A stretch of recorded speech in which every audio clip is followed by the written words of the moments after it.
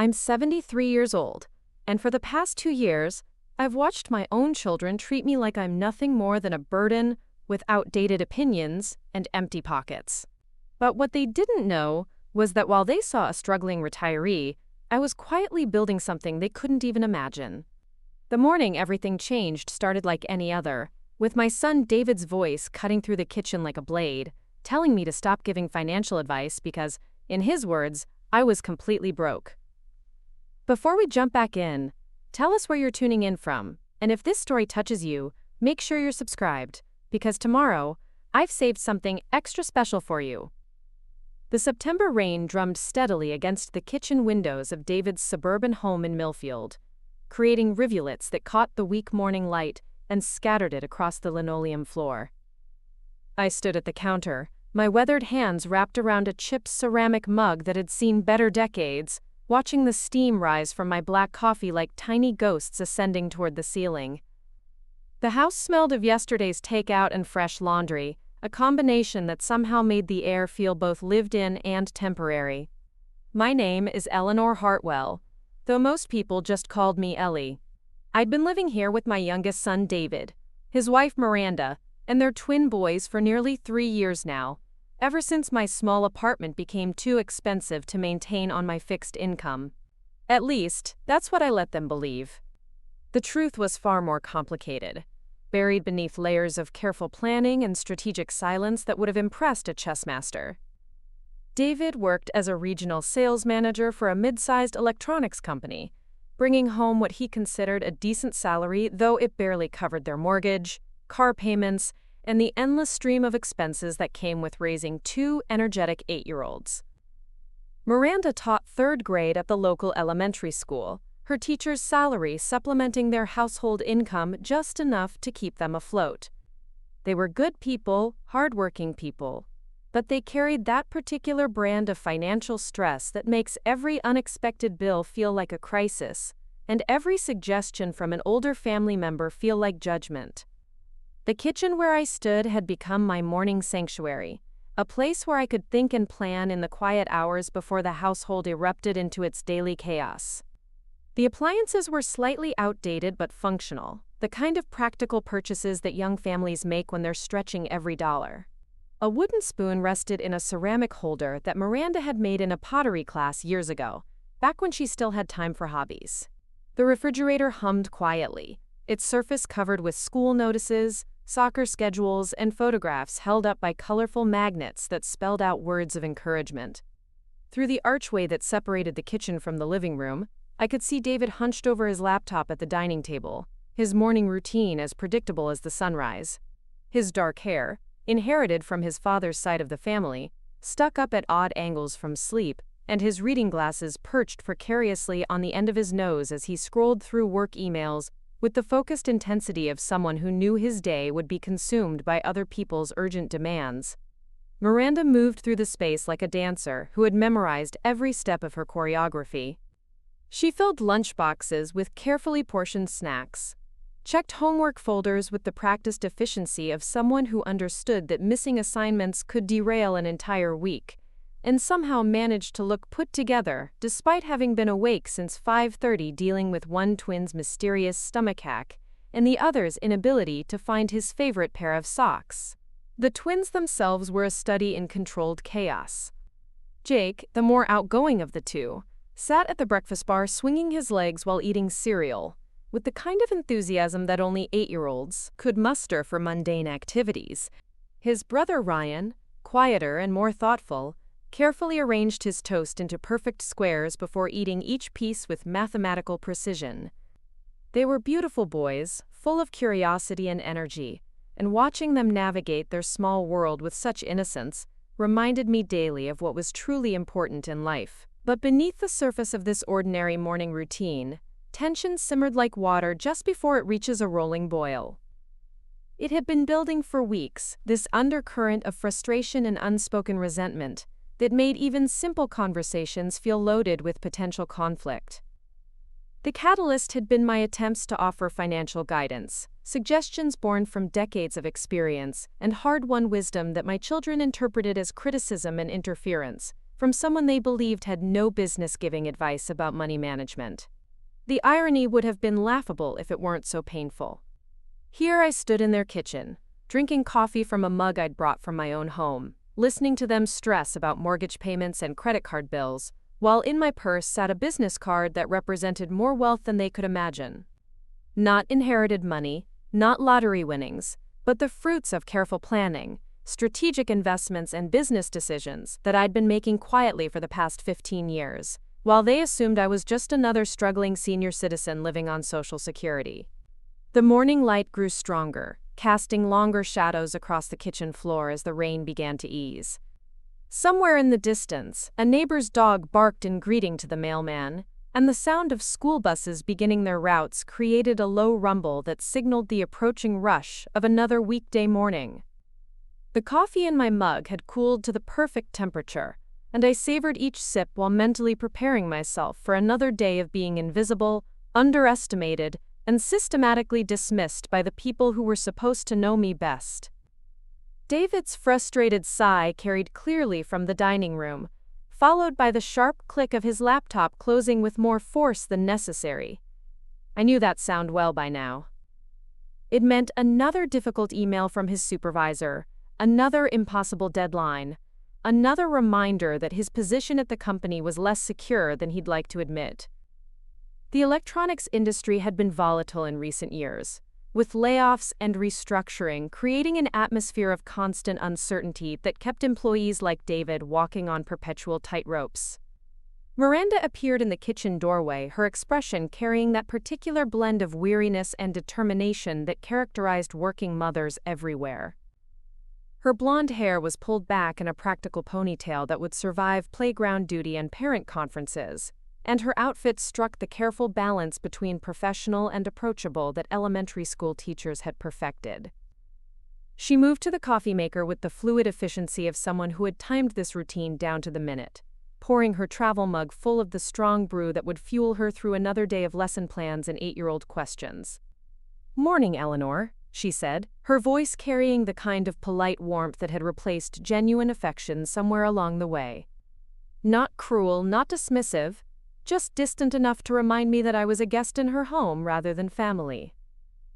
"The boys need to be at school early today for picture retakes. Something about the lighting being wrong in the first batch." I nodded, understanding the subtext. My presence in the kitchen during the morning rush was tolerated but not particularly welcomed, especially when tensions were already running high. The unspoken message was clear. Perhaps I could find somewhere else to spend the next hour, while they navigated the complicated logistics of getting 2 children ready for school and 2 adults ready for work. But I had lived long enough and weathered enough storms to recognize when strategic retreats were necessary, and when's. Preparing and narrating this story took us a lot of time, so if you are enjoying it, subscribe to our channel, it means a lot to us. Now back to the story. Standing ground was more important. This morning felt different somehow, charged with the kind of electricity that precedes thunderstorms and life-changing conversations. The business card in my purse seemed to pulse with potential energy, waiting for the right moment to transform everything these people thought they knew about Eleanor Hartwell.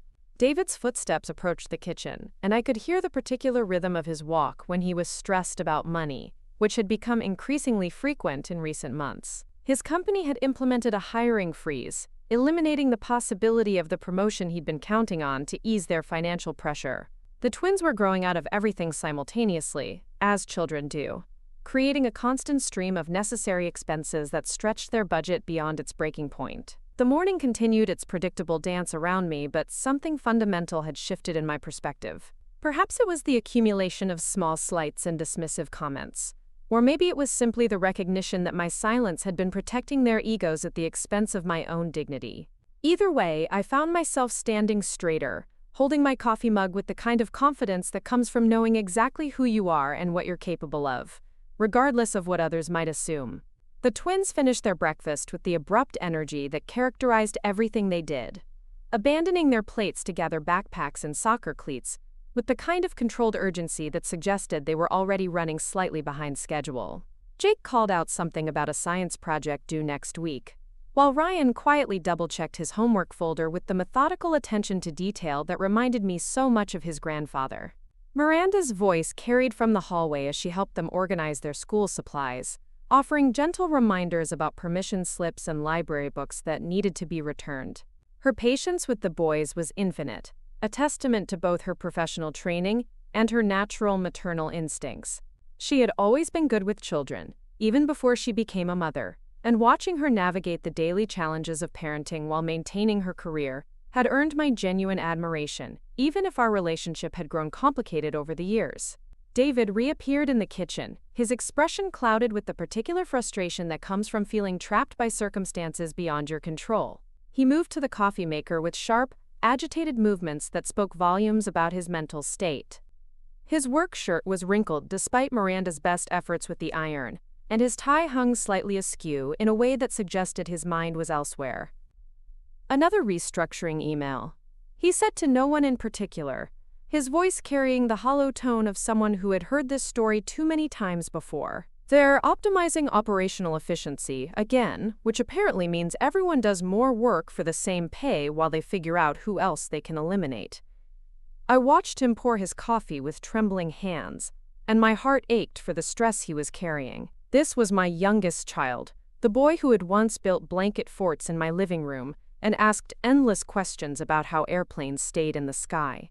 Now he was a grown man with a mortgage and responsibilities and the kind of worry lines that appeared when sleep became a luxury rather than a given. The maternal instinct to offer comfort and guidance was overwhelming, but I had learned through bitter experience that my attempts to help were invariably met with resistance and resentment. My suggestions were dismissed as outdated, my concerns labeled as unnecessary worry, and my offers of assistance interpreted as implications that they were somehow failing as adults.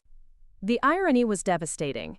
The more I wanted to help, the more they pushed me away, creating a cycle of frustration that benefited no one.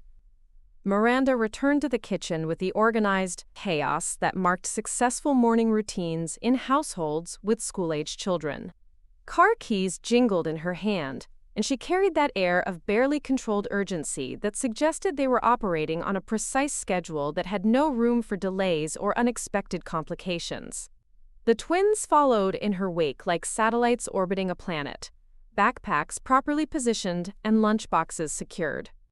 "We'll be back around 4, she announced, her voice carrying the authority of someone who had learned to manage multiple schedules simultaneously. "The boys have soccer practice after school, so it'll be a quick turnaround for dinner. I left a list of groceries we need on the counter if you're planning to go out today." The assumption that I had nothing better to do than run errands for their household was so automatic that I doubted she even realized she'd made it. In her mind, I was a helpful presence in their home, someone with unlimited time and limited resources who was grateful for small tasks that made me feel useful. The reality was far more complex, but explaining it would require conversations we'd been avoiding for months. David gathered his work materials with the efficient movements of someone who had perfected this routine through daily repetition. His laptop bag settled over his shoulder with practiced ease, and he checked his phone one final time for any urgent messages that might have arrived in the past 5 minutes. The modern workplace's demand for constant connectivity had turned every moment into potential work time, creating a level of stress that previous generations could never have imagined. As the family prepared to leave, I found myself studying their faces with the intensity of someone trying to memorize important details. David's jawline, inherited from his father, carried tension like a visible weight. Miranda's eyes held the kind of determined optimism that teachers developed as a survival mechanism. The twins bounced between excitement about their school day and concern about some playground drama that had been developing over the past week. They were good people living good lives, but they were also people who had made assumptions about me that were so fundamentally wrong that the truth would shake the foundation of everything they thought they understood about their family dynamics. The business card in my purse represented more than just financial success. It represented years of careful planning, strategic thinking, and business acumen that they had never suspected I possessed. The morning light had strengthened considerably, transforming the kitchen from a dim sanctuary into a bright workspace where every detail was clearly visible. The rain had stopped entirely, leaving behind the fresh, clean smell that always followed storms. Through the window, I could see neighbors beginning their own morning routines, walking dogs and retrieving newspapers and starting cars that would carry them toward whatever challenges their own days would bring. David paused at the kitchen doorway, his expression softening slightly as he looked back at me. For a moment, I caught a glimpse of the boy he had once been, the child who had run to me with scraped knees and broken toys, trusting completely in my ability to make everything better. That trust had eroded over the years, replaced by the complicated dynamics that developed when adult children felt obligated to care for aging parents they perceived as burdens rather than resources. "Try to take it easy today, Mom," he said, his tone carrying what he probably thought was kindness but felt more like condescension. "Don't worry about cleaning or anything. The house is fine." The subtext was clear. Don't interfere, don't rearrange things, don't try to be helpful in ways that might create more work for the people who actually lived here. I was to be a pleasant, unobtrusive presence, who required minimal maintenance and caused no disruptions to their established routines. A houseplant with opinions. Essentially, decorative but not particularly functional. I nodded and smiled, the same response I'd been giving for months whenever they made these gentle but firm suggestions about how I should spend my time in their home. But something had shifted in my internal landscape. A tectonic movement that suggested major changes were approaching whether anyone was prepared for them or not. The front door closed behind them with a solid thunk that resonated through the suddenly quiet house. Their car engines started in sequence, Miranda's sedan followed by David's slightly older SUV, and then the sounds of their departure faded into the general hum of a neighborhood coming to life. I was alone again, surrounded by the comfortable silence that had become my daily companion. But this silence felt different today, pregnant with possibility, rather than heavy with resignation. The business card in my purse seemed to pulse with potential energy, waiting for the right moment to transform not just my relationship with my family, but their entire understanding of who Eleanor Hartwell really was. The morning had been a prelude, a careful orchestration of ordinary moments that would make the coming revelation all the more powerful. I finished my coffee slowly, savoring both the warmth and the solitude. Today would be different. Today, the assumptions and misconceptions that had governed my relationship with my children for the past 3 years would finally be challenged. The woman they saw as a financial burden was about to reveal herself as someone whose business acumen and strategic thinking had created opportunities they couldn't even imagine. The kitchen clock ticked steadily toward 9 o'clock, marking time until the moment when everything would change. I had been patient long enough, silent long enough, underestimated long enough. The business card in my purse represented more than just professional success. It represented the power to rewrite the narrative that had been imposed upon me by people who loved me, but had never really seen me. Standing in their kitchen, surrounded by the artifacts of their struggling middle-class life, I felt the weight of knowledge that would soon transform everything. The woman who had been dismissed as completely broke was about to demonstrate just how wrong assumptions could be when they were based on appearances rather than reality. The morning light continued to strengthen, promising a day that would be unlike any other in the recent history of our family. The stage was set, the players had taken their positions, and the moment of revelation was approaching with the inevitability of sunrise. Eleanor Hartwell was about to step out of the shadows and claim her rightful place in the story of her own life, but first, she would wait. Patience, after all, was one of the many skills she had mastered during her years of building something extraordinary while everyone around her assumed she was simply getting by. The business card could wait a few more hours. The revelation could wait until the perfect moment presented itself. The story was about to begin in earnest, but every good story required proper timing. And Eleanor Hartwell had learned, over the course of 7 decades and countless challenges, that timing was everything. The house settled into its daytime rhythm around me, creaking and sighing the way older homes do when left to themselves. Dust motes danced in the strengthening sunlight, creating tiny galaxies that appeared and disappeared with each breath of air through the slightly open window. The refrigerator hummed its steady song, occasionally punctuated by the distant sound of a neighbor's lawnmower starting up despite the recent rain. I moved through the space with the careful attention of someone who had learned to notice details that others missed. The small pile of bills on the counter, arranged with the particular precision that suggested they had been reviewed and re-reviewed multiple times. The grocery list Miranda had mentioned, written in her careful teacher's handwriting and including several generic brand items that spoke to budget consciousness. The calendar on the wall, marked with overlapping schedules and color-coded commitments, that created a visual representation of lives stretched thin. These were not the markers of financial irresponsibility or poor planning. They were the evidence of a young family doing everything right, while still struggling to stay ahead of the endless tide of expenses that characterized modern life. David and Miranda worked hard, planned carefully, and made thoughtful decisions about their priorities. Their struggle wasn't the result of poor choices. It was the result of an economy that had made middle-class stability increasingly difficult to achieve and maintain. Understanding this made their dismissal of my financial advice all the more painful. They saw my suggestions as criticism from someone who didn't understand their situation, when in reality I understood it better than they could possibly imagine. I had been where they were, had faced similar challenges, and had found ways to transform struggle into success that they had never considered, because they had never thought to ask about my own journey. The irony was exquisite in its cruelty. The woman they perceived as a burden had information that could transform their lives, but their assumptions about my limitations had created a barrier that prevented them from accessing the very help they desperately needed. It was like watching someone die of thirst while standing next to a well they couldn't see, because they were convinced the landscape was empty desert. I settled into the comfortable chair by the living room window, the one that had become my designated spot during the long days when the house was empty and my thoughts were my only company.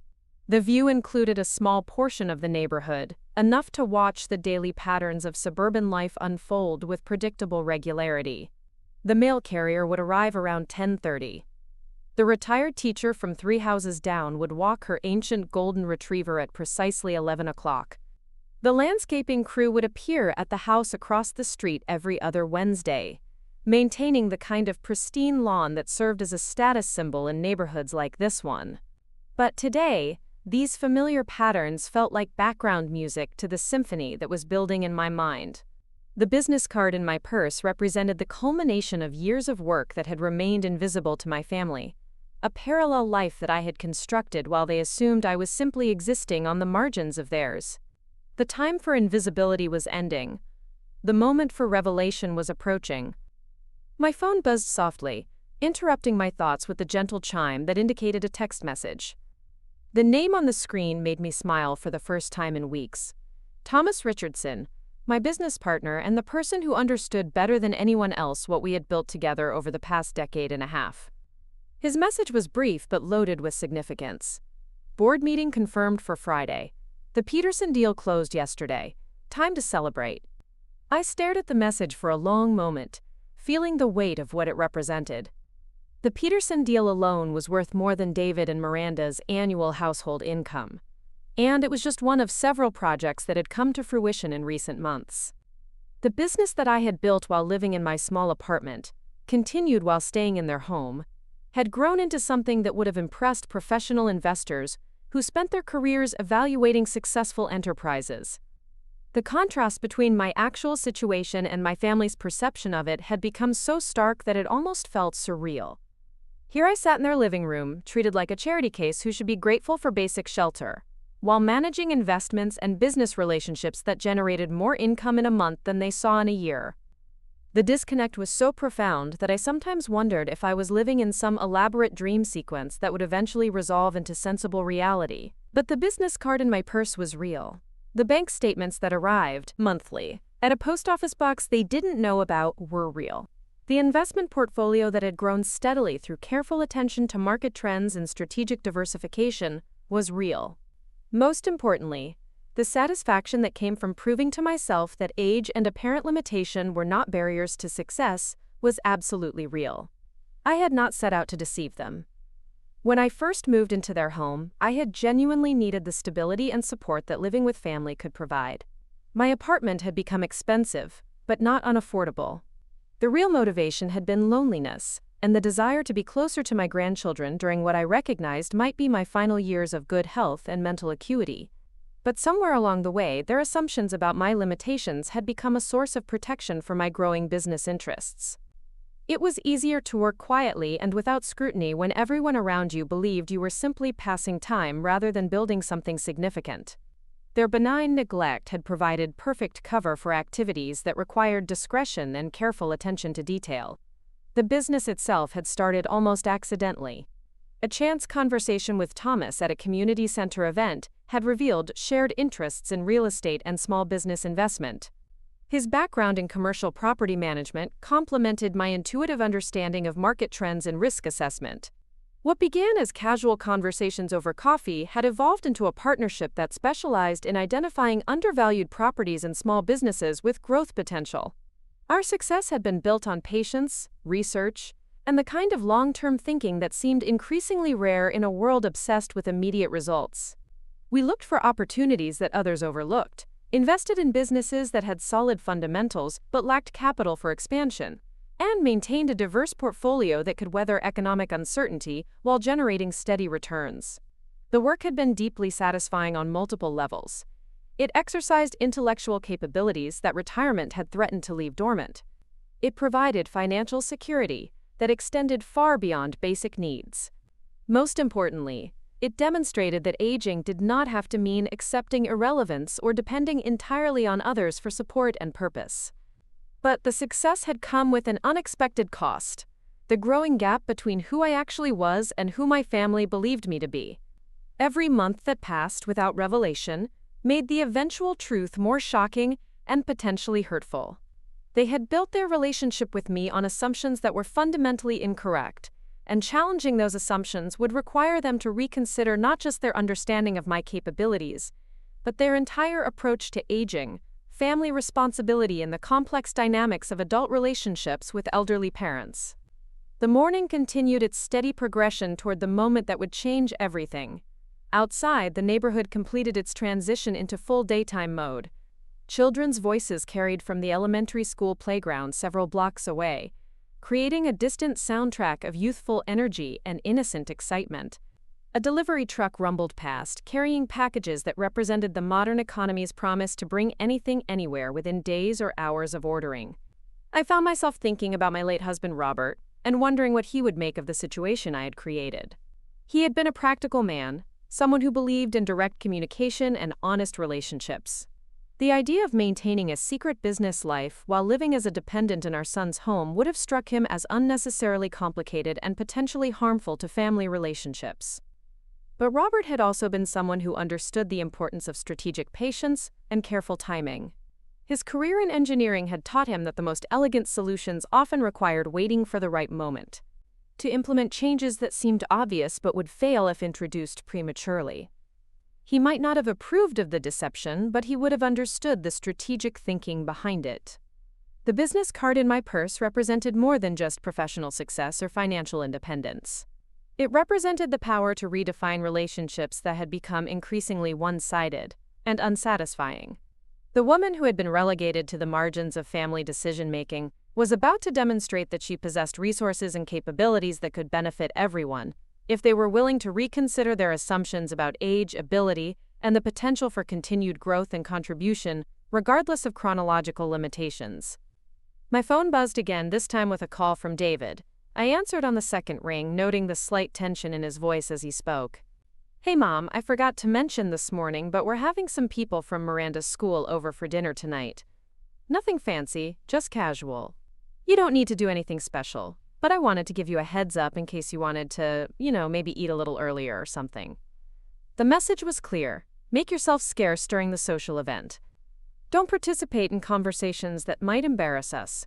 Don't offer opinions or advice that might make our guests uncomfortable.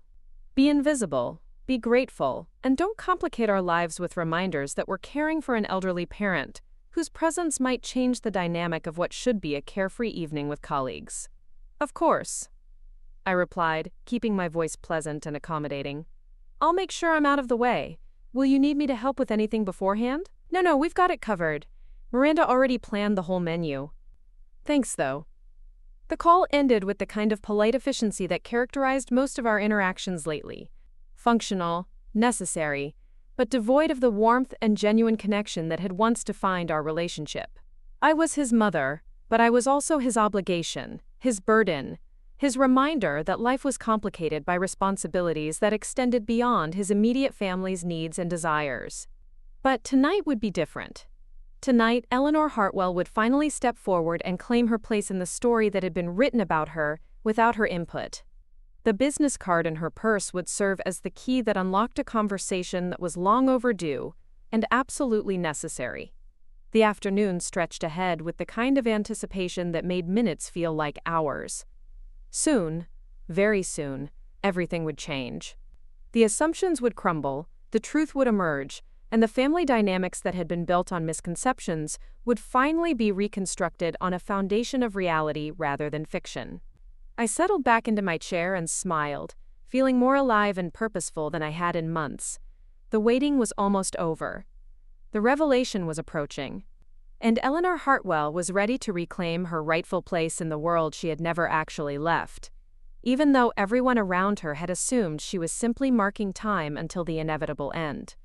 The business card in my purse seemed to pulse with anticipation, waiting for its moment to transform everything these people thought they knew about the woman they had underestimated for far too long. The afternoon air carried the scent of autumn leaves and distant wood smoke when David's car pulled into the driveway at 4:15, exactly as Miranda had predicted. I watched from my window as the twins tumbled out of the back seat, their soccer uniforms grass-stained, and their energy levels still remarkably high, despite what must have been an exhausting day of school and practice. Jake carried a trophy of some sort, holding it aloft like a victorious gladiator, while Ryan trailed behind with his characteristic thoughtfulness, examining something he'd found on the ground with the intense curiosity that marked him as a future scientist or philosopher. Miranda emerged from the driver's seat with the writing assignment with the methodical approach he brought to everything. Their different learning styles and personalities were already clearly defined, promising to create interesting challenges and opportunities as they continued growing into their individual identities. As 5 o'clock approached, the pace of household activity began to shift toward the evening's social event. Miranda's colleagues from the elementary school would be arriving around 6:30 for what had been described as a casual dinner among friends, but I recognized the subtle signs of anxiety that suggested the evening carried more significance than anyone was acknowledging. New work friendships were being cultivated, professional relationships were being strengthened, and the impression made tonight could influence social dynamics and career opportunities in ways that extended far beyond simple socializing.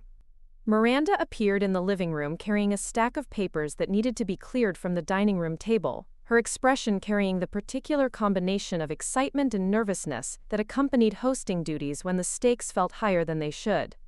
Her teaching colleagues represented both professional peers and potential friends in a community where she was still establishing herself, having moved to this school district only 2 years earlier when David's job required their relocation.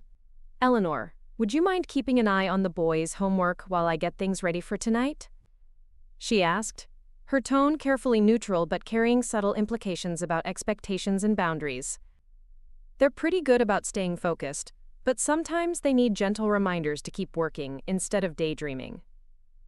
I nodded agreeably, recognizing both the reasonable request and the underlying message about my appropriate role in the household.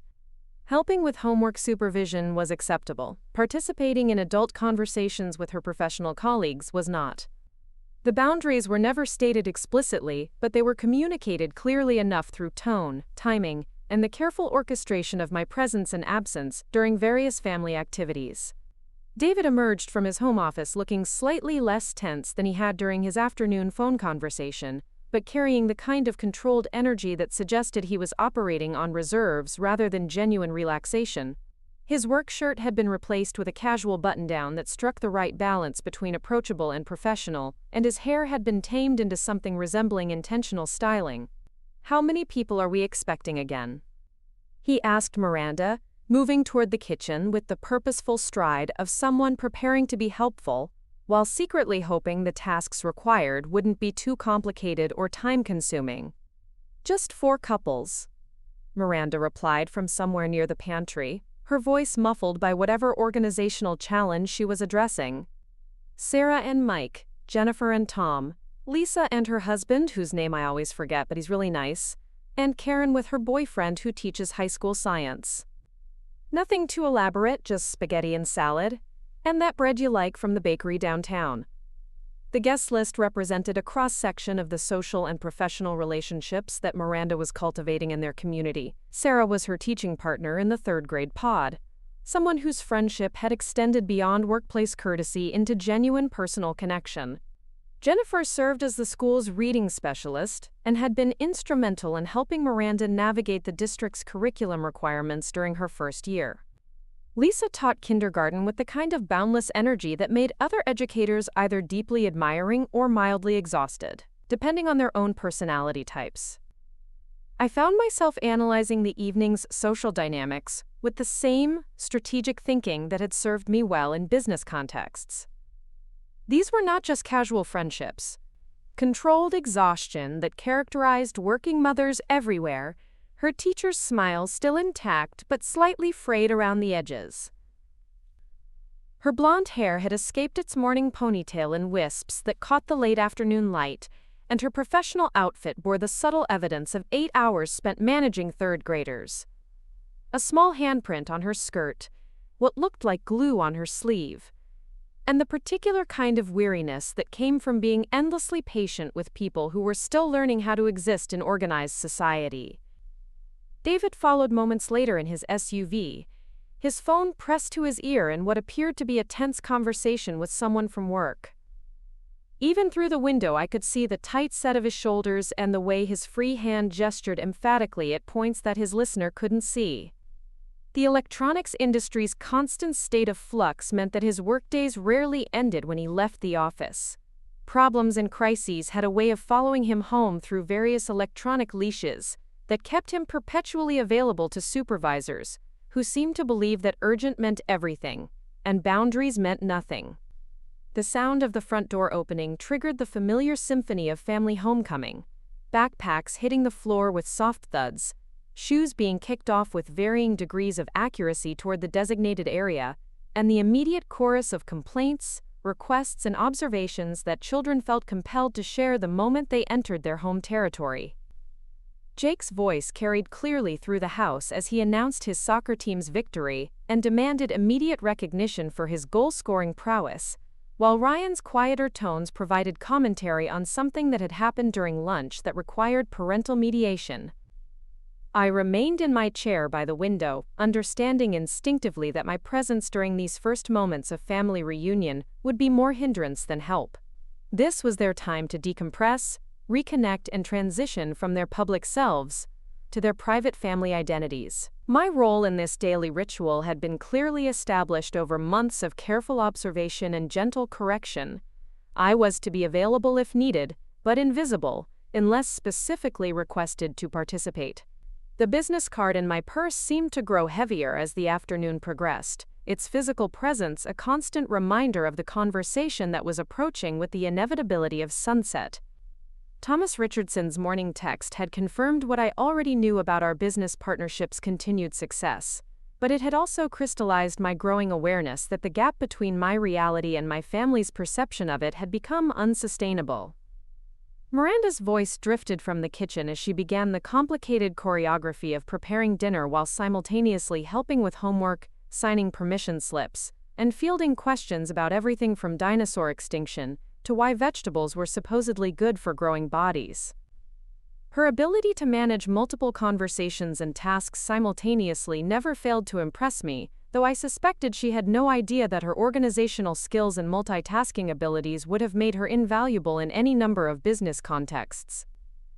David's phone conversation continued in the background, his voice rising occasionally with frustration before dropping back to professional courtesy levels.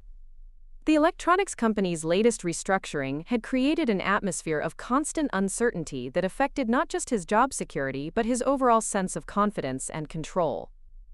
He had mentioned during a rare moment of openness several weeks earlier that he felt like he was constantly preparing for disasters that might or might not materialize, a state of perpetual anxiety that was exhausting both mentally and physically. The twins' energy gradually settled into the focused concentration required for homework and after-school responsibilities. I could hear Jake struggling with multiplication tables while Ryan worked through what sounded like a creative being maintained.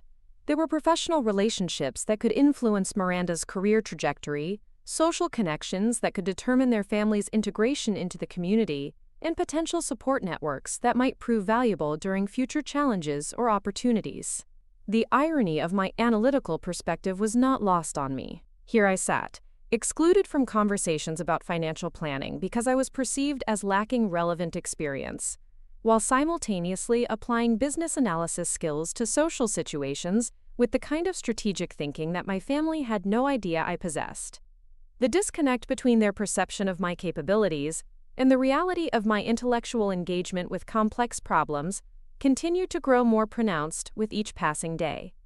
Jake appeared in the living room carrying his math homework with the theatrical resignation of someone facing an insurmountable challenge, his expression suggesting that multiplication tables represented a personal affront to his sense of justice and reasonable expectations for 8-year-old responsibilities. His dramatic tendencies, inherited from his grandfather's side of the family, turned every academic challenge into an opportunity for performance art that was both entertaining and mildly exasperating. "Grandma Eleanor, why do I have to learn multiplication when calculators exist?"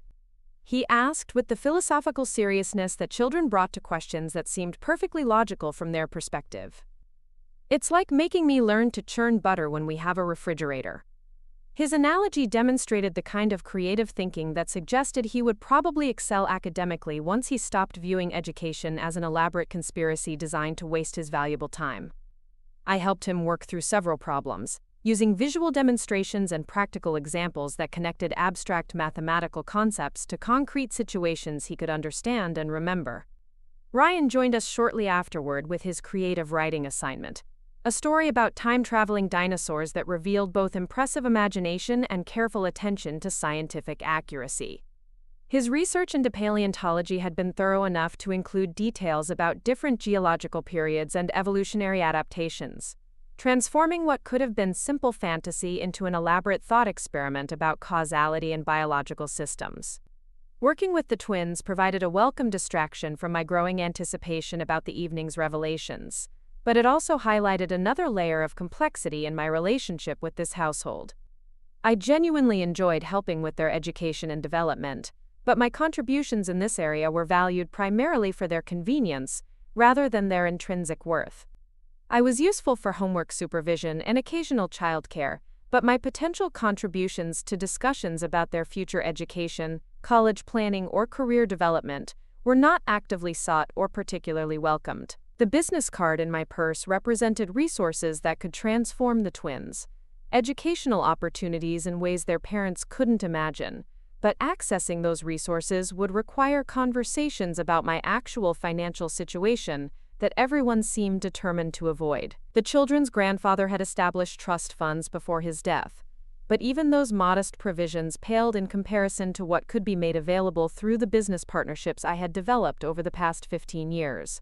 Miranda's preparation activities intensified as 6 o'clock approached, her movements taking on the focused urgency that characterized the final hour before social events that carried professional implications. The dining room table was cleared and set with the good dishes that emerged only for special occasions, cloth napkins replaced the everyday paper versions, and the lighting was adjusted to create the kind of warm, welcoming atmosphere that encouraged relaxed conversation and positive impressions. David assumed responsibility for wine selection and general tidying, moving through the house with systematic efficiency while checking details that might not matter to casual visitors, but could influence the overall impression made on guests whose opinions carried weight in their professional and social circles.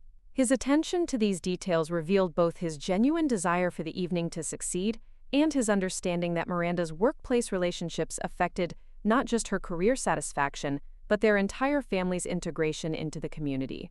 The twins were dispatched to their rooms with instructions to entertain themselves quietly until called for brief introductions to the adult guests, a compromise that acknowledged their presence in the household while maintaining appropriate boundaries around adult socializing time. Their protests were minimal, suggesting they had learned through experience that resistance to these arrangements was futile, and that cooperation usually resulted in special privileges or treats that made the temporary exile worthwhile. As the final preparations reached completion, I made my own strategic withdrawal to my bedroom, understanding that my absence during the social event was not just preferred, but essential to the evening's success. The guest bedroom, where I had lived for nearly 3 years, had become my sanctuary during times when the household's social activities required my invisibility, a comfortable refuge equipped with everything necessary for extended periods of solitude. But tonight felt different from the dozens of similar evenings I had spent in self-imposed exile. Tonight, the business card in my purse seemed to pulse with anticipation, waiting for the moment when its revelation would transform not just my relationship with my family but their entire understanding of what it meant to underestimate someone based on superficial observations and convenient assumptions. The doorbell's first chime at 6:28 announced the beginning of the evening that would change everything, though the arriving guests had no way of knowing they were walking into a family drama that had been building for months, through accumulated misunderstandings and unspoken resentments. Their laughter and cheerful greetings drifted through the house like a soundtrack to normalcy, creating the perfect backdrop for revelations that would shatter comfortable illusions about age, ability, and the complex dynamics of family relationships. I listened from my room as the social gathering took shape, voices blending in, the kind of animated conversation that occurred when people who worked together discovered they genuinely enjoyed each other's company outside professional contexts. Miranda's nervousness transformed into genuine warmth as her colleagues settled into the comfortable atmosphere she had worked so hard to create, and David's contributions to the conversation revealed both his intelligence and his ability to connect with people whose professional experiences differed significantly from his own. The discussion topics ranged from education policy to local politics to shared experiences of parenthood and career management, creating the kind of wide-ranging dialogue that characterized successful dinner parties where diverse perspectives enriched rather than complicated social dynamics. These were intelligent, thoughtful people who cared about their work and their community, exactly the kind of individuals whose opinions and friendship would be valuable to cultivate and maintain. But as the evening progressed, I found myself increasingly aware of the irony inherent in my exclusion from conversations where my perspectives and experiences could have contributed meaningfully to discussions about economics, policy, and strategic planning. The woman who had been relegated to homework supervision and household maintenance possessed insights into business development, investment strategy, and economic forecasting that would have impressed the professionals gathered activities. Their conversation continued along these lines as they processed both the practical aftermath of the evening and its social implications, their voices creating a comfortable backdrop of domestic contentment that would have been perfect for families without secrets, hidden resentments, or fundamental misunderstandings about the capabilities and resources of their household members. I remained in the doorway for several moments, observing the scene with the analytical attention that had served me well in business contexts, where understanding group dynamics and individual motivations was essential for successful outcomes. David and Miranda were good people who worked hard and cared deeply about their family's well-being. But they were also people who had constructed their understanding of family relationships on assumptions that needed to be challenged before they caused permanent damage to connections that should have been sources of strength rather than sources of tension. The evening sounded wonderful, I said, stepping fully into the kitchen with the kind of confident presence that I had been suppressing for months in deference to their comfort and convenience. Your colleagues seem like thoughtful people who care deeply about education and community development. Miranda looked up from her organizing activities with surprise that quickly transformed into polite acknowledgement, her expression suggesting she had forgotten about my presence in the house during the social portions of the evening.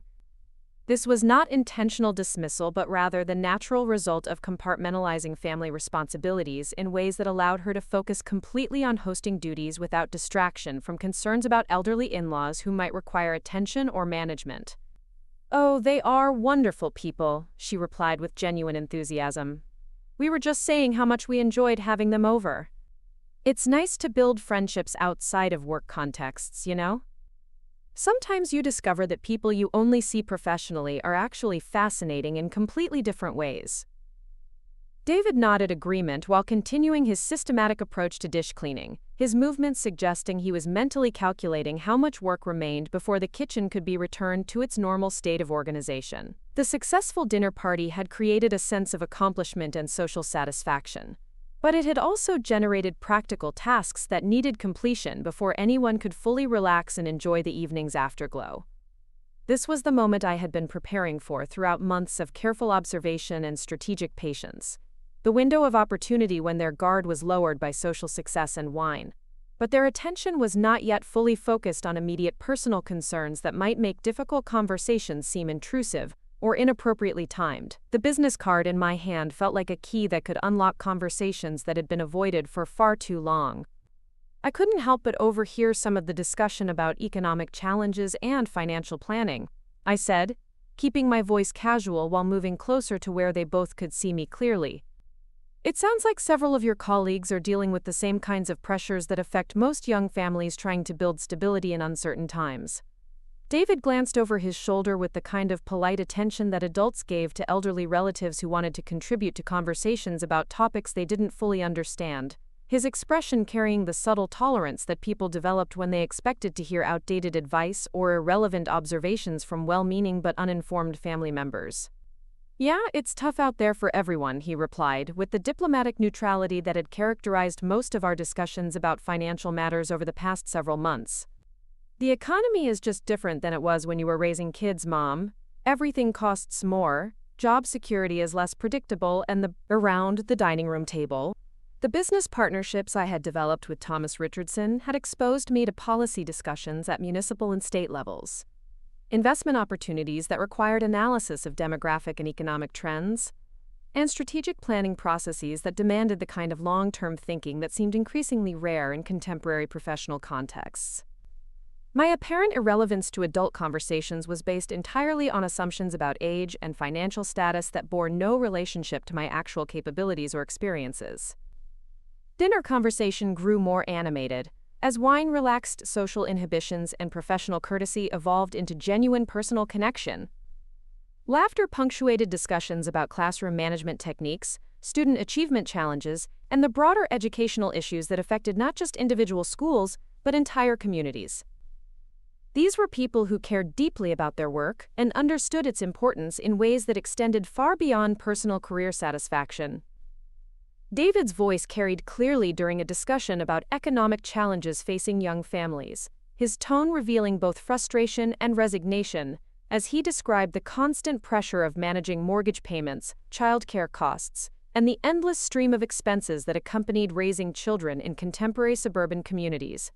His colleagues shared similar concerns, creating a chorus of middle-class anxiety that characterized an entire generation of professionals who had done everything right but still struggled to achieve the financial security their parents had taken for granted.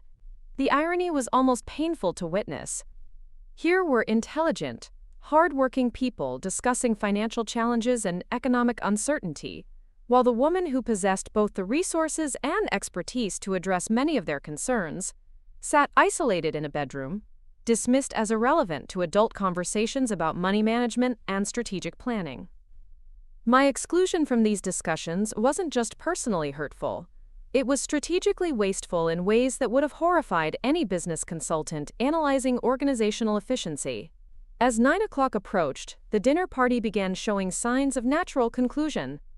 Compliments about the food transitioned into expressions of gratitude for the hospitality, and the comfortable conversation started, including references to early morning responsibilities and weekend plans that suggested people were beginning to think about departure without wanting to seem ungrateful or eager to leave. This was my moment, the window of opportunity I had been waiting for throughout the months of accumulated dismissals and gentle condescension. The business card in my purse had waited long enough. The truth about Eleanor Hartwell's actual circumstances had remained hidden long enough. The time for revelation had arrived with the inevitability of a tide that could no longer be held back by artificial barriers. I heard Miranda's voice in the hallway as she began the subtle process of encouraging departure while maintaining the warm atmosphere that had characterized the evening, her teacher's skills in managing group dynamics serving her well in social contexts that required similar attention to timing and individual needs. David's contributions to the farewell process revealed his own social intelligence, striking the perfect balance between appreciation for his guests' presence and understanding of their need to return to their own homes and responsibilities. The front door opened and closed several times as couples made their departures, each exit accompanied by genuine expressions of gratitude and tentative plans for reciprocal invitations that suggested the evening had successfully strengthened social bonds and professional relationships. The sound of car engines starting and driving away marked the transition from public socializing to private family time, the moment when masks could be lowered and authentic personalities could emerge from their carefully maintained social presentations. I waited in my room until the last guest had departed and the cleanup process had begun, listening to the familiar sounds of dishes being cleared and surfaces being wiped clean. This was typically the point in such evenings when I would emerge to offer assistance with kitchen duties, playing the role of helpful family member, while maintaining the boundaries that had been established around my participation in adult social activities. But tonight would be different. Tonight, Eleanor Hartwell would finally step forward and claim her rightful place in conversations about family finances, future planning, and the economic challenges that had been discussed so extensively during dinner while she sat excluded from offering insights that could have transformed their understanding of available options and opportunities. The business card in my purse seemed to vibrate with potential energy as I prepared to leave the bedroom and enter the kitchen, where David and Miranda would be processing the evening's social success while beginning to address the practical aftermath of hosting duties. Their mood would be elevated by the successful dinner party, their guard would be lowered by wine and social satisfaction, and their attention would be focused on immediate cleanup tasks rather than potential family confrontations. Perfect timing for a conversation that was long overdue and absolutely necessary, even if it would fundamentally alter the comfortable dynamics they had constructed around their assumptions about my limitations and circumstances. The moment had arrived to prove that underestimating Eleanor Hartwell had been a mistake of epic proportions, one that was about to be corrected regardless of how uncomfortable the truth might make everyone involved. I stood up from my chair, straightened my shoulders, and prepared to walk into the kitchen, where my son and daughter-in-law were about to discover that everything they thought they knew about their family's financial situation was based on misconceptions that were about to be obliterated by reality. The business card felt warm in my hand as I approached the moment that would change everything. Eleanor Hartwell was about to reclaim her voice, her dignity, and her rightful place in the family she had never stopped loving, even when they had stopped seeing her as anything more than an aging burden to be managed with careful politeness and strategic invisibility. The kitchen light was warm and inviting when I entered, casting golden highlights on surfaces that still bore the evidence of successful entertaining. Wine glasses waiting to be loaded into the dishwasher, serving dishes soaking in sudsy water, and the lingering aromas of garlic bread and marinara sauce that would remind them of this evening for days to come. David stood at the sink with his sleeves rolled up, attacking the more challenging cleanup tasks with the focused efficiency of someone who wanted to complete necessary work before relaxation became possible. Miranda moved through the space with fluid choreography, putting away items that had been displaced during dinner preparation while maintaining the kind of cheerful energy that suggested the evening had exceeded her expectations for social success. Her colleagues' obvious enjoyment of both the food and the company had validated her hosting abilities and strengthened professional relationships that could influence both her career satisfaction and their family's community integration. "That went really well," David commented without turning from his dishwashing duties, his voice carrying genuine satisfaction and relief. "Your teacher friends are great, Miranda. Much more interesting than some of the people from my office." "They loved you too," Miranda replied, her tone warm with the kind of marital appreciation that emerged during moments when spouses successfully supported each other through potentially challenging social situations. "Jennifer specifically mentioned how impressed she was with your insights about the local economic development projects. You should consider getting more involved in community planning. Traditional approaches to saving and investing don't work the same way anymore." His tone was respectful but dismissive, carrying the implicit message that my generation's experiences with financial management had limited relevance to contemporary challenges that required different strategies and more sophisticated understanding of complex economic systems. This was the attitude I had been encountering consistently whenever I attempted to offer insights or suggestions about money management, investment strategies, or long-term financial planning. Miranda nodded agreement while organizing the last of the dinner party supplies, her movements suggesting she was mentally transitioning toward the relaxation phase of the evening, when social responsibilities could be set aside in favor of personal comfort and family time. Her attention was divided between the practical tasks at hand and the pleasant exhaustion that followed successful entertaining, creating the kind of distracted focus that made serious conversations challenging to initiate and sustain. The housing costs alone are just incredible compared to what previous generations dealt with, she added, unconsciously reinforcing David's suggestion that generational differences made my potential contributions to financial discussions obsolete rather than valuable. My parents bought their first house for what we spend on daycare in 2 years.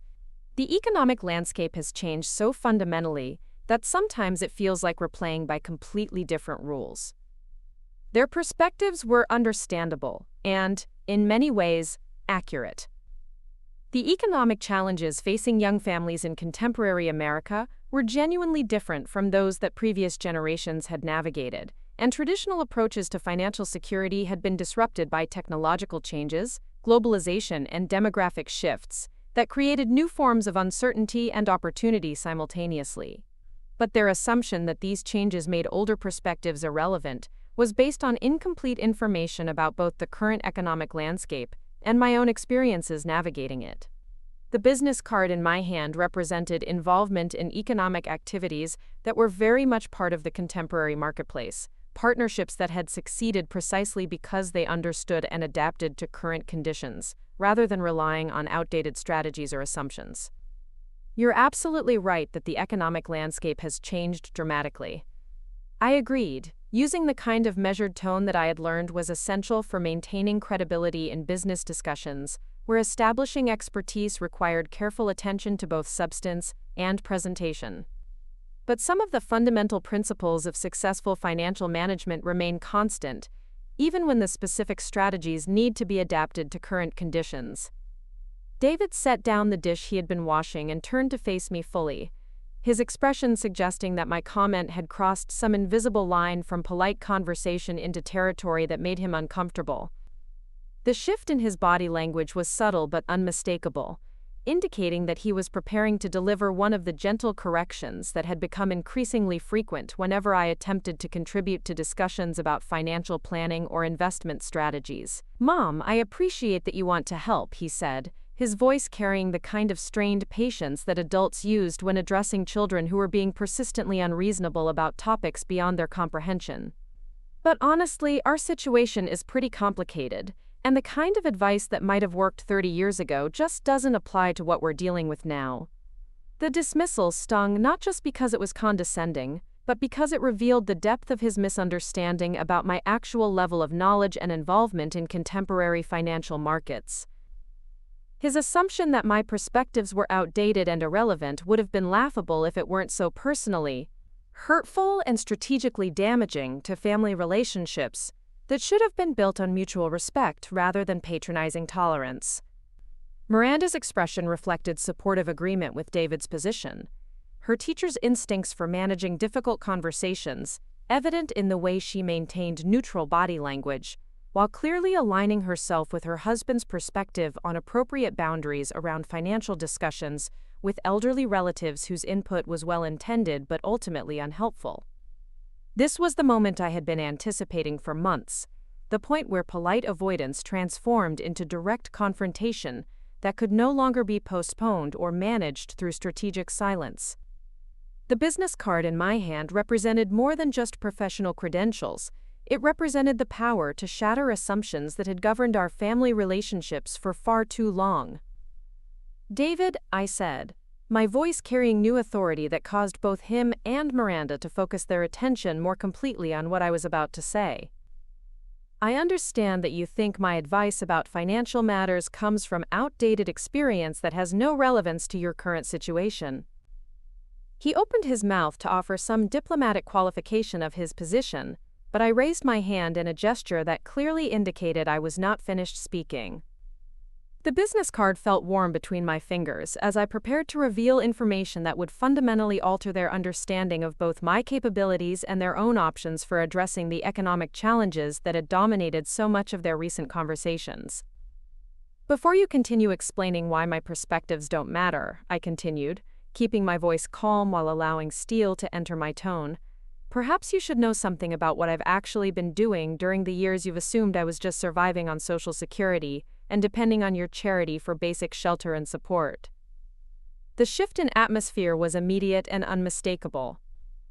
David's expression moved from polite dismissal to confused attention, while Miranda's organizing activities stopped entirely as she recognized that something significant was occurring beyond routine family conversation about inappropriate interference in adult financial planning. I withdrew the business card from my pocket and held it where both of them could see it clearly, watching their faces as they registered the elegant design, professional typography, and information that would require them to reconsider everything they thought they knew about Eleanor Hartwell's circumstances and capabilities. Richardson and Associates, Private Investment Consulting. David read aloud, his voice carrying growing confusion as he processed information that didn't align with his understanding of my living situation or financial status. Eleanor Hartwell, Senior Partner. He looked up at me with an expression that suggested he was seeing a stranger wearing his mother's face. Miranda moved closer to examine the card herself, her teacher's attention to detail evident in the way she studied not just the text, but the quality of the cardstock, the sophistication of the design elements, and the professional implications of what she was seeing. Her expression progressed from confusion to dawning recognition that something fundamental about their family situation was not what it had appeared to be. "I don't understand," David said, his voice carrying the kind of bewildered uncertainty that people experienced when familiar reality suddenly shifted in ways that required complete recalibration of previous assumptions. "What is this? What does senior partner mean? How long have you been involved in investment consulting?"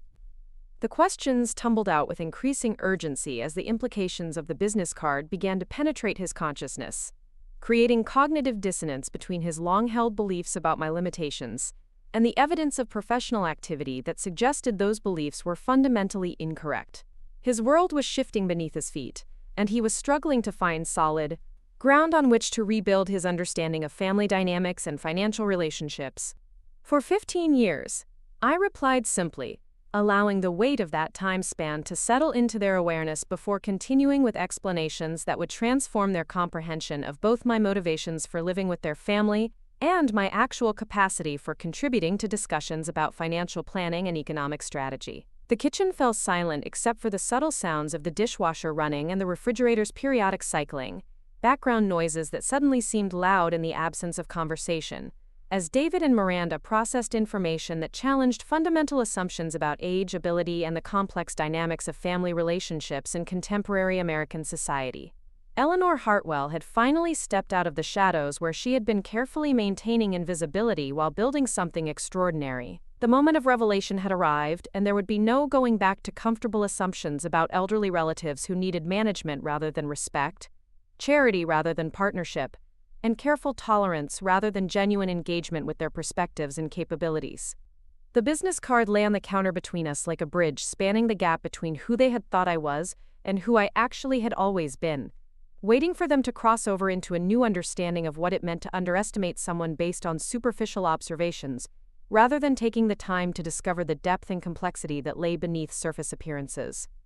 The truth was finally emerging, and Eleanor Hartwell was ready to reclaim her rightful place in the family she had never stopped loving, even when they had stopped seeing her as anything more than a burden to be managed with polite efficiency and strategic invisibility. David stared at the business card, his face cycling through disbelief, confusion, and something approaching panic. "This has to be some kind of mistake," he said, his voice tight. "Senior partner? Mom, you live in our spare bedroom.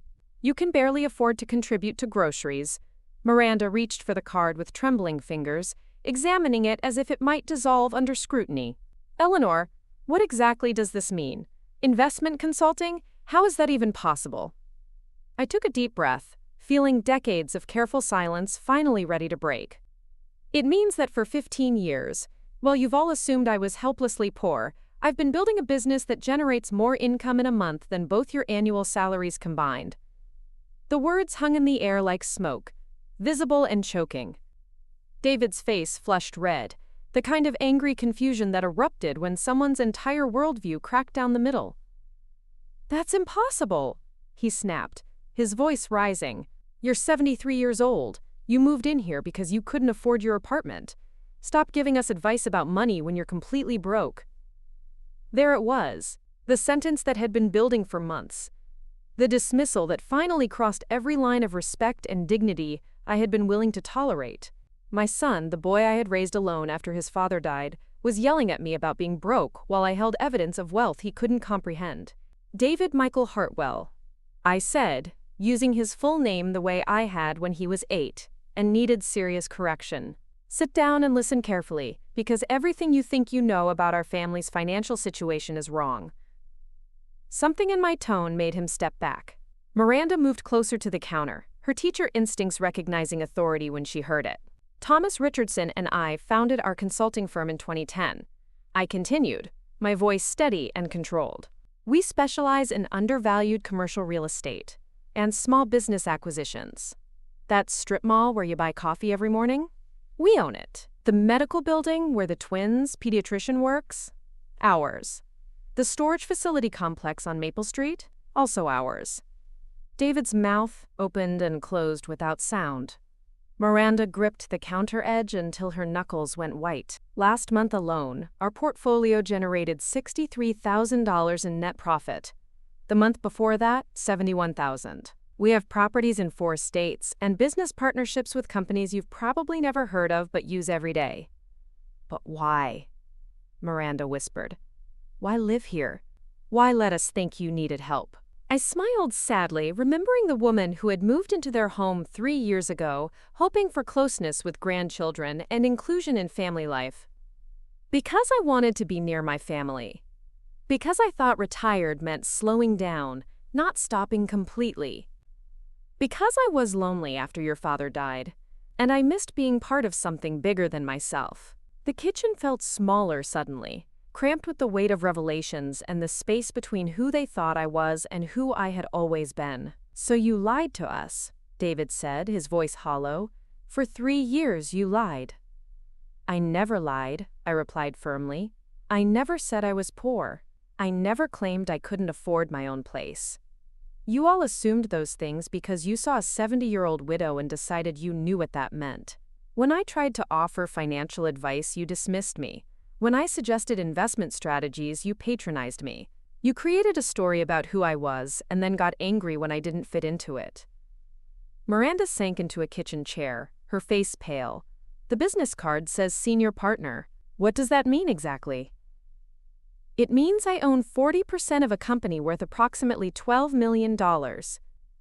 It means the house I'm looking at buying next week costs more than your current mortgage. It means I've been paying my own way this entire time, just letting you believe you were helping me because it seemed to make you feel better about yourselves. The silence stretched between us like a chasm. Outside, a car passed, its headlights sweeping briefly across the kitchen window before disappearing into the night. $12 million, David repeated numbly. You're worth $12 million. My share of the business is worth that, yes. My personal investments are separate. The trust funds I established for Jake and Ryan last year will cover their college educations completely, including graduate school if they choose. Miranda's head snapped up. Trust funds? You set up trust funds? Each boy has $250,000 waiting for them at 18, with another $100,000 accessible for educational expenses before then. I wanted to make sure their futures were secure, regardless of what happened to your jobs or the economy. David collapsed into the chair across from Miranda, his face buried in his hands. I don't understand any of this. Why didn't you tell us? Why let us worry about money when you could have helped? Because every time I tried to help, you told me I didn't understand your situation. Every time I offered advice, you explained why it wouldn't work. You wanted me grateful and quiet, not equal and engaged. You preferred having an elderly dependent to having a business partner. The truth of it settled over them like cold water. I watched their faces as they began to process not just the financial revelations, but the implications of how they had treated someone they now realized possessed resources and expertise that dwarfed their own. The rent, Miranda said suddenly. You've been paying us rent. $1,200 a month, I confirmed. For a bedroom and shared kitchen privileges in a house where I was treated like a charity case who should be grateful for basic shelter. David's face crumpled. Oh God, Mom, what have we done? You've treated me exactly the way society taught you to treat elderly women, I said, my voice gentler now. You assumed I was declining rather than evolving. You saw my age and my widowhood and decided I needed protection rather than partnership. You're not evil, David. You're just wrong. Miranda wiped her eyes with the back of her hand. What happens now? What do you want from us? I want what I've always wanted, I said simply. I want to be family, not a responsibility. I want my opinions valued, not tolerated. I want to contribute to decisions that affect all of us, not be excluded from conversations about our futures. David looked up, his eyes red-rimmed. Can you forgive us? Can we start over? I moved to the kitchen table and sat down across from them, placing the business card in the center where we could all see it. The question isn't whether I can forgive you, I said. The question is whether you can accept that I'm not the person you thought I was. I'm not your declining elderly mother who needs management. I'm Eleanor Hartwell, successful businesswoman, property owner, and investor. I'm also your mother who loves you desperately and wants to be part of your lives, not as a burden, but as family. Miranda reached across the table and took my hand. I'm so sorry, Eleanor. We've been terrible. Not terrible, I corrected. Just human. You made assumptions based on what you thought you saw, instead of taking time to discover what was actually there. David stood up and walked to the window, staring out at the darkness. I yelled at you about being broke, he said quietly. I actually yelled at my millionaire mother about not understanding money. 12 million. I reminded him with a small smile. Let's be accurate about these things. He turned back to face me, and for the first time in months, I saw respect in his expression, alongside the love that had always been there. What do you want to do now? He asked. About living arrangements, about everything. I stood up and retrieved the business card, sliding it back into my pocket where it belonged.